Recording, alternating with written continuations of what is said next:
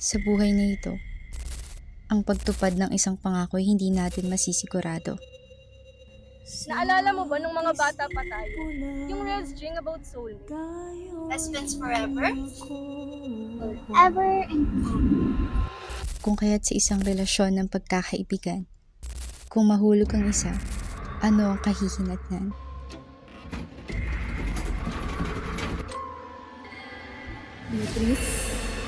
Makakaapekto nga ba ang isang pagbabago sa kanilang pagkakaibigan?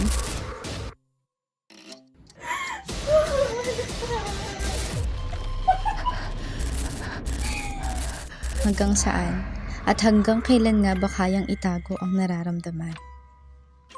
Sana mapatawad mo ko, Bea.